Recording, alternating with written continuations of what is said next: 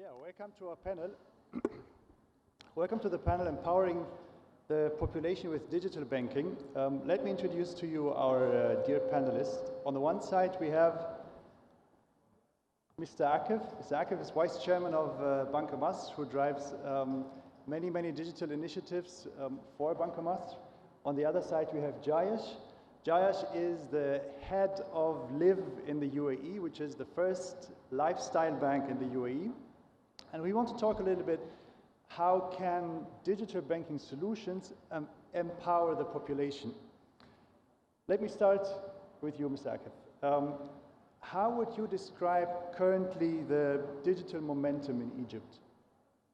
Hello, hi Martin, and hi everyone. I'm not sure if you, yes. I think the momentum is extremely positive in Egypt. I think over the past few years, we're sensing a lot of changes. We're sensing a realization, which is very important, of the importance of digital savvy. We're sensing a lot of change in the regulations. For instance, we're seeing now the new banking law, which will pave the way for a lot of changes to the way we do business. Digital signature will be allowed, and among many other changes that will be extremely positive. I think for people who've attended today and listened to the first presentation by Mr. Ayman Hussein, where he summarized the changes that are being addressed and done by the central bank, where we've seen the 1 billion fund dedicated for digital innovation, where we're seeing the new innovation hub that's being set up by the central bank, and we're seeing also a lot of change, a lot of vibes that, and we feel for fintechs themselves. We're seeing many companies setting up funds for investing in fintechs. We've already invested in one of them, and we're now investing in another one of them.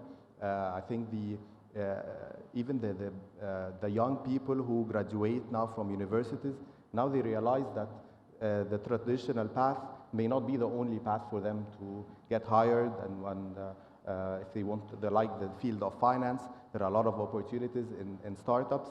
People are becoming more entrepreneurial. They're willing to take risks. There is a realization that certain skill sets are now in demand, not just in Egypt. The young people are keeping an eye on the global trends. So we're seeing people now, young Egyptian data scientists. We're seeing a lot of talent being developed to cater for the digital needs.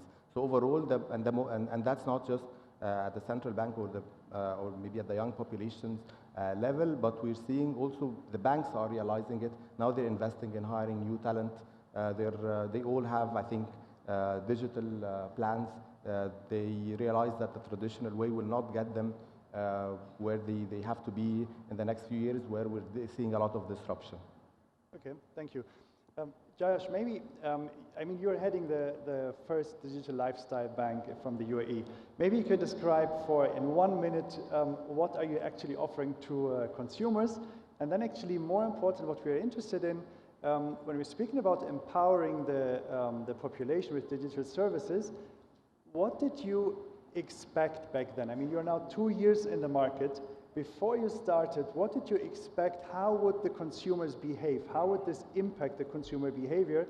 And after 2 years, what is really the reality? What were the key learnings actually in consumer behavior? Yeah, so we started two and a half years ago. To be honest, when we started, very honestly, we didn't know whether this was going to work or not. Yeah, if it didn't work, I would be looking for jobs and sending out resumes. Yeah, it was a real experiment. But we started with a simple premise. Our customer segment are millennials, 18 to 36. They are all on their mobile. Yeah, they spend 95% of their time on their mobile. So we thought about it and said, why give them any other channel other than their mobile? Yeah, that's number one. The second thing we came up with is we realized younger millennials didn't care as much about their money. So how many bankers in the room? I'm assuming majority bankers. Yeah. Usually when I don't have as many bankers, I ask how many of you love your bank, and then not so many hands go up. But when we have bankers, all of them go up, yeah? But if you talk to millennials, the bank is probably not as important to them as their lifestyle. They all want to live a certain lifestyle. And so we went out and said, okay, you have money and there's a lifestyle you want to live. How can we help you use your money to do the most, to do the stuff you love the most? How can you bring deals and offers, information? How can we teach you how to save to help you do what you want? Yeah. So basically what we did is we launched a digital bank where you open an account in 2 minutes. Yeah. Once it's opened, you get two things. One, you get the basic banking services. On the other side, you get a lot of lifestyle information, yeah? Things you like, events, deals. We're now incorporating music, yeah, in it. So it's a simple app that helps you manage your money. The other part we focused on was financial education. Yeah? So we tell you where you're spending money. You spent £4,000 on food last month. Yeah? Makes you really think, should I spend 4 or should I spend 5? Yeah? So that was the basic offering. When we started, to be honest, we had visited a few banks, and some had succeeded and some hadn't succeeded. So we didn't know where this was going. The one thing that we knew was customers wanted a change from traditional banking models. Yeah? That was very evident. Yeah? And we've had speakers talk about WeChat and some of the other models. 2 years later, 2.5 years later, we now have 250,000 customers. Yeah? I think by customer base, we might be between 6 and 8 largest retail bank in the UAE, and we've just been there 2.5 years. For the past 1 year, we acquire more customers than any other bank in the UAE. Yeah? And I think this is a great indication of what the consumers want. Yeah? I think the consumers want mobile-only banking services. Okay. Were there actually key expectations you had that were not fulfilled? Because you said, okay, there are things that worked, things that didn't. What were the things that you expected that were actually different in reality? Yeah, so one of the things we thought of, one of the big things, so we had spent some time traveling to Egypt, Saudi and the UAE and talking to about 1,000 millennials, 1,000 young people across the 3 countries. And one of the things that was evident was they want to learn how to spend their money better. Yeah?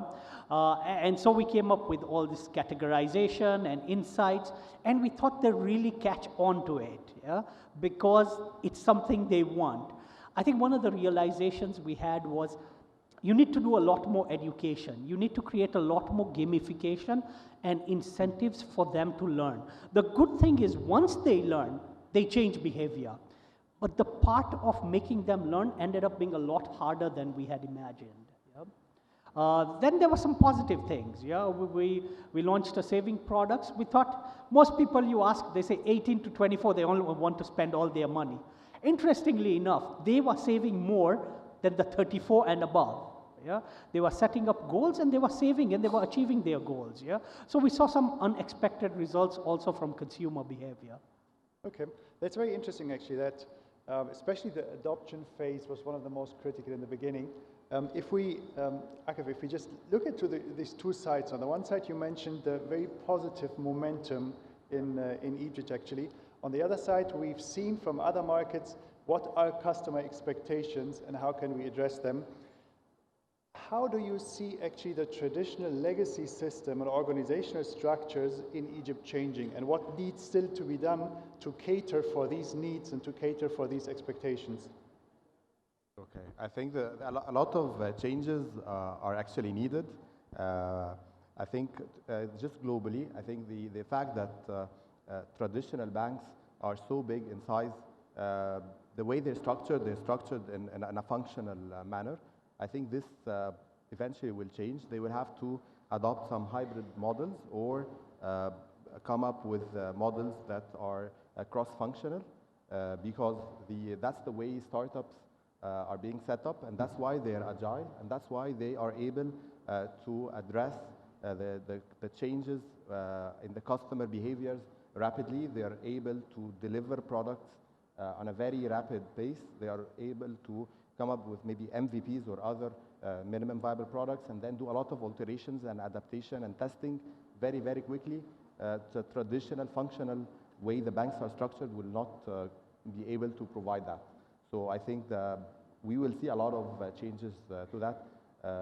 Some banks are already working on it. Others will come to that realization at some point in time, I think, in order to become agile, because the name of the game is really speed and customer centricity. You have to be very close to the customer. You have to understand their needs and adapt to them. And these changes are extremely, really fast. And today, in this morning, I think Henry, when he made his introduction, he said, if anybody comes and claims that he is an expert, don't believe him, because I don't know what things will be in the next month and a half. So if you have a very well thought of digitalization plan that is set for the next 5 years, then you're doing something that is extremely wrong, because we don't know where the market is heading very quickly. So the way you're structured has to be so agile that you change your plan immediately. So that's on the organization structure. The way the infrastructure of the bank itself will have to change as well. Today, if you continue the way we are, bank services are becoming more and more commoditized, so the competition will increase. We'll probably have to have open API systems, and allow other fintechs to join forces with you. I think the change that we're seeing now on all the industries is that the boundaries between these industries are vanishing with time. So banking is no longer done by banks only, and retail are no longer done by traditional retailers, and so on, and technology is not done only by traditional technology companies. Everything is changing. So your infrastructure has to give you that. It has to give you the flexibility of adding on fintechs on your existing platforms. The technology changes are so fast that you have to keep pace of these changes, and you don't need to make huge investments sometimes in certain systems that you don't need anymore. Now there's major changes like artificial intelligence, like cloud services and others that really are changing the dynamics of either the technology that you have or the way you run your business and your most expensive resource, which is the human capital. Now, in a certain ways, you need less people to do certain functions because they will be replaced by artificial intelligence. So these are key changes that I think organizations need to be aware of. Okay, thank you for this, for the answer. Jayesh, just taking what Akif said actually in the required changes in the legacy system, when banks usually start thinking about launching a new digital bank or digital services, one of the key questions is, of course, how to set it up. Should we actually found a new bank? Should we set up a new digital bank? Should it be simply one line of business or a channel in an existing bank? Maybe you can just, based on your experience right now, elaborate a little bit. What are the advantages and disadvantages of, on the one side, being part of a big bank? Yeah. It comes definitely with advantages, but also maybe there are a couple of drawbacks. Yeah, sure. So, when we started this, obviously we had the same question I think every bank has. Should we set it up individually? How much of the existing bank should we use? When we looked at the time it takes to set up a whole new core banking platform, the amount of effort and the amount of investment, it's significant. Yep, it's significant. And the bigger challenge is not figuring out your core platform. I think the bigger challenge is figuring out your core proposition. Yeah? So what we decided to do is we're going to use the core systems we have, which work very well. Yeah, which work very well. What we did is we created a whole new layer on top of it. Yeah? This was a middle layer that was extremely dynamic. This is where we could do all the cool, interesting things we wanted to do. We had an API gateway. We could connect with multiple APIs. We had algorithms built in so we could mine data and present it in ways we wanted. And then we had a new app layer that we built. Yeah? So I think we used part of what we have, and we created, I think, an efficient way and cost-effective way. We added the flexibility we wanted to add in the core banking system. Yeah. Now, the advantage of being part of a large organization is one, all those systems were already ready. Yeah, I can plug in and I can start using.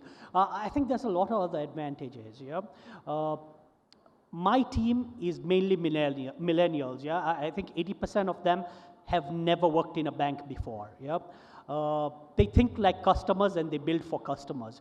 They don't care as much about banking. Yeah, which is great. But I can say that because I have a large team of banking experts who are in the old bank. So wherever we hit a stumbling block, we can refer to them. So I think the expertise that exists in banks obviously is extremely important. These systems already exist. And I think the biggest part is the governance. Yeah? Banks do a fabulous job of governance. Yeah? Having access to that governance, whether it be cybersecurity, whether it be compliance, whether it be risk management, I think that's a big advantage. Yeah? The challenge comes when you want to go to procurement and tell them, hey, I want to start with a company that has started by 2 people and was started about 6 months ago. And they ask you, so give us their 3-year financials. Yeah? That's a tough sell. Yeah? So I think there's some of the more tangible banking processes that were built so that you're robust, but then sometimes hinder innovation. Yeah? So you have some of these challenges that exist. Your core banking platform might not be as flexible as the new platforms that are coming out. Yeah? However, I think it's relatively easy to manage this within the banks right now. Yep. Okay, so both of you actually mentioned one very important point is the flexibility of systems, flexibility of processes. Akif, maybe back to you for Banker Master. Do you think that you're effectively keeping pace with the always changing new digital native population with the youth? I think we're certainly trying. I think it's not easy to do that. It requires a lot of changes, and I think before we started, we were having the discussion on the culture and how important cultural changes are. So it's not just changing people, it's changing the culture of the institution, whereby you understand that you need to cater for certain needs in a certain way. You need certain skill sets that you currently don't have. There are new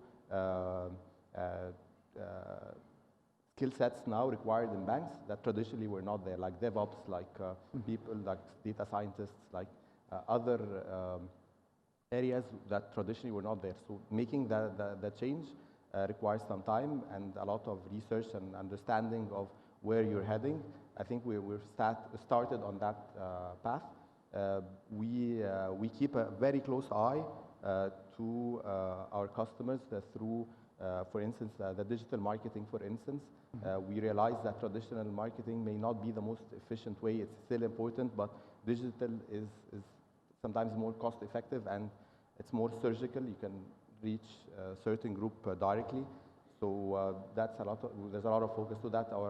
For instance, we track how the downloads of our ads. So our last ad got 31 million downloads on Facebook and YouTube. So and we assess it versus last year. So to assess are we on the right track or not. We've launched a chatbot whereby our customers do not need to talk to an agent. They can chat through our website. Ask questions, and we've launched our first phase, and very soon we'll be launching our second phase with a lot of enhancement to that service. Over the next quarter, we have like 3-4 major products that we're launching. I cannot maybe disclose them at the moment, but they are very important initiatives that we're launching to cater for mostly the young population, but I don't want to just say that they are the most important segment. Most of our customers are above the age of 45.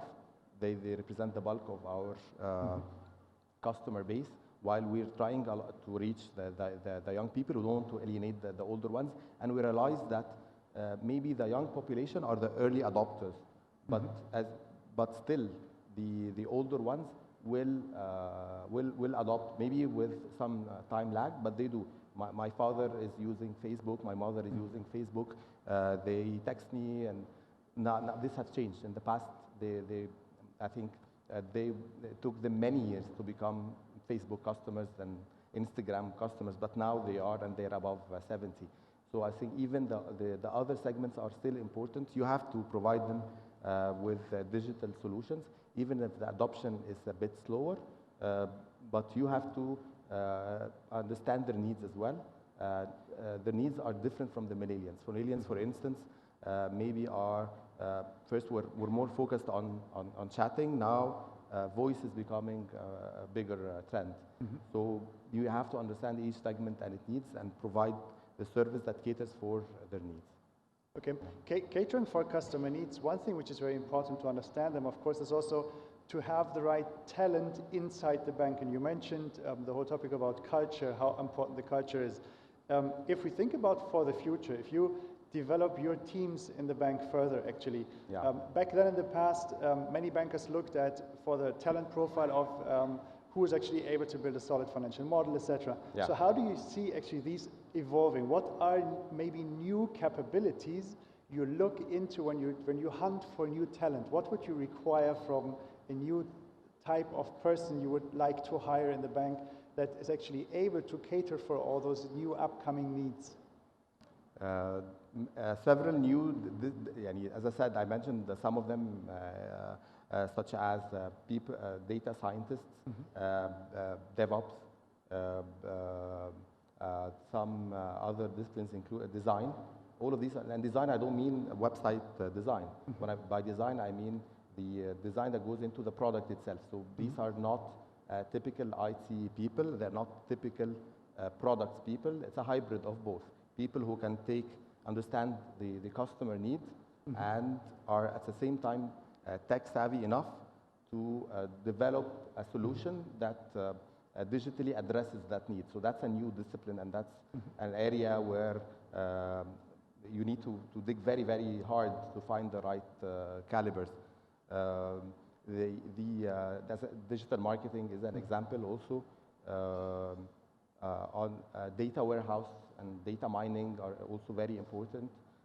People who can understand and analyze data and do data cleansing, and all of that are extremely important nowadays because you will build on that data a lot of applications. And now certain functions, even like the compliance functions, the fraud functions, risk functions, while you need people who understand the traditional way of doing these functions, you need to find calibers that understand how to use the new technology in doing screening for customers using artificial intelligence and all of that. Even on the product side itself, the people have to change themselves. Even if there's the same people, they have to realize that, okay, now I have to do behavioral scorecarding, I have to do a lot of other ways in order to reach to segments that are untapped, in order to do financial inclusion, in order to cater for the young, in order to be fast. Because you're not competing with banks, you're competing with technology companies who are extremely good at identifying the needs and linking the lifestyle to the banking solution. Not just, they don't provide the banking service on its own, they change the lifestyle. They are able on the same platform to provide you with the burgers that you need to order, pay for them, do many other services. And the example that was mentioned this morning on WeChat and the size of transactions that now go through it is really outstanding. Okay, so this means actually the whole part of education is not only for the consumer, but also very much for the talent needed. And the same thing for flexibility and agility. It's not only true for system and structures, but also for the talent itself. So people have to be much more agile and willing to adopt in their own career path to constantly adapt with the pace of digital changes, right? Absolutely, and I think in Egypt we're blessed by having a wide pool of talent that we can select of. Maybe they need some guidance on certain areas, but I think we're blessed on the IT side. I think this is very good on statisticians, and we've got very good people as well. Maybe combining the two together, you can come up with good data scientists and stuff like that. So I think the talent is there. the young people, and I tell you, I was surprised actually to know that. I was having a discussion with a friend over the weekend, and do you know the artificial intelligence platform that is used by Samsung, the Bixby? That's actually developed by Egyptian company. I didn't know that. Okay. He was a co-investor in it. So that's, I think companies like that have been very extremely successful. We saw in one of the study tours by the central bank, one of the companies that doing compliance screening is also founded by an Egyptian. So the talent is there. It's just the institutions have to dig for these talents and try to link them with their current needs and come up with solutions for the customers. Okay, thank you. Jayesh, just speaking about talent and actually also the impact that digital banking can have on the population, Akif just described also how a new way of working lifestyle actually can have an impact on education, just having a new pool of talents, etc. But going back to the consumer side, because somehow with Liv, you have already a little bit more experience, actually 2 years of experience for the consumer behavior. Please tell us a bit about who was the first customer what was the first customer segment adopting the new lifestyle banking? And the second question, actually, what would be maybe even more interesting is to understand, did the new type of banking empower them in a specific behavior? Did they change in a behavior that they didn't know before that could be actually happen or that would be possible? Yeah, so I'll tell you who are the first, who wants to guess, who first adopted Liv when we launched? The other banks. Everyone in the other banks opened an account and said, what are these guys up to? Yep. Once the other bankers got over with it, it was the young customers, the digitally savvy customers. So, we wanted to go out to the market and tell them, hey, you can open an account very quickly. So we did a competition where you come with a friend. What the friend has to eat a sandwich, you have to open a Liv account.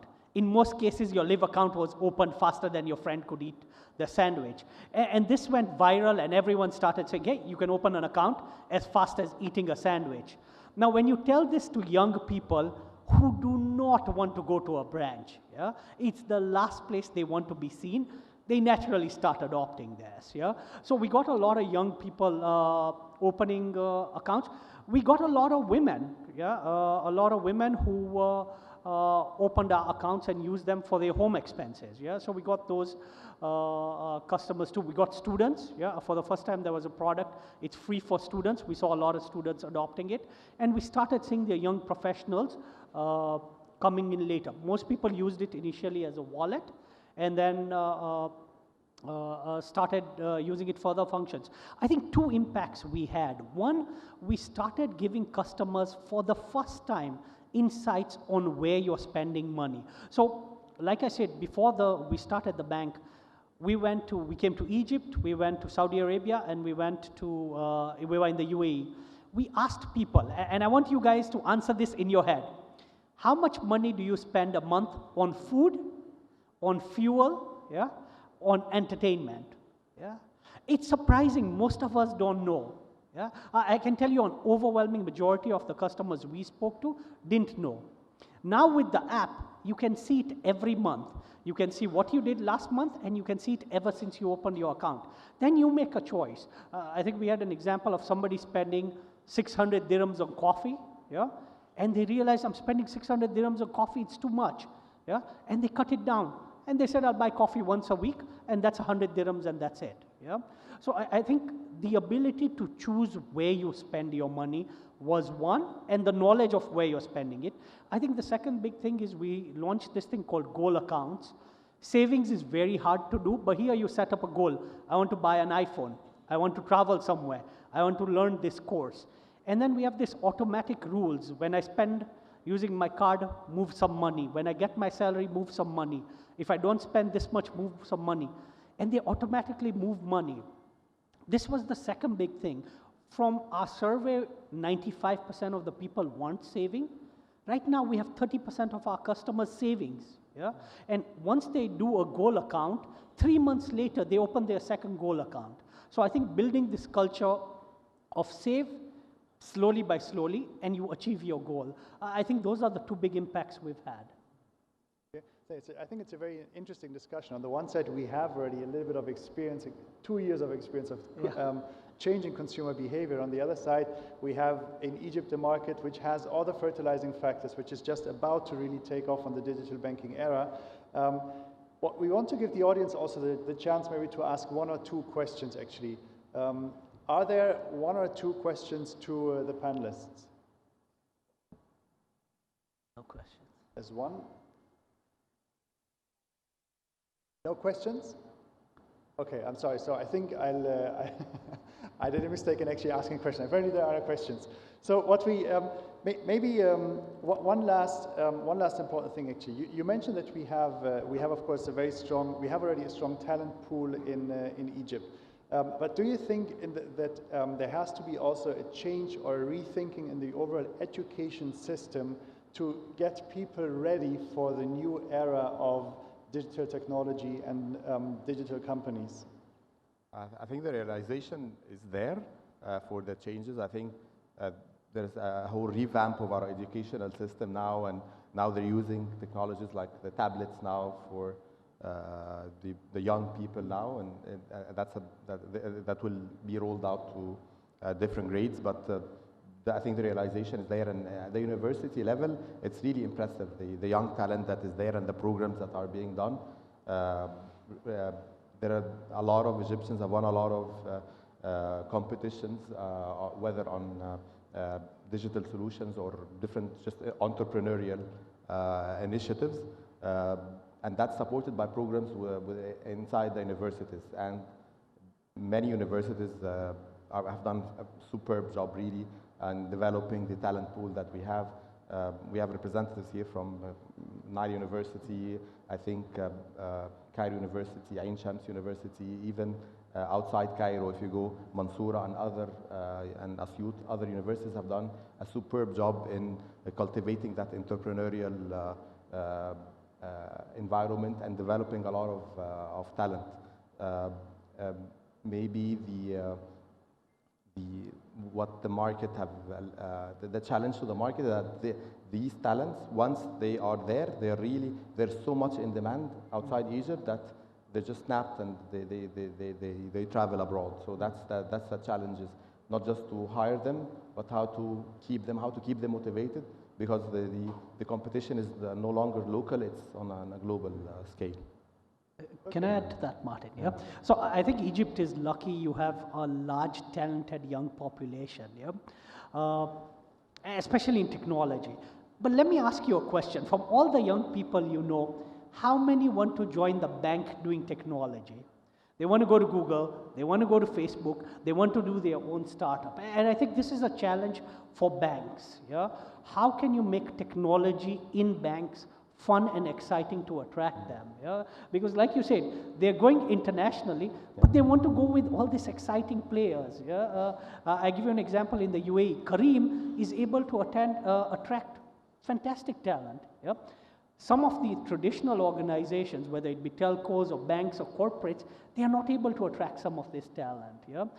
So I think we need to make technology and banking cool so that we can get some of these people to come and stay and work with us.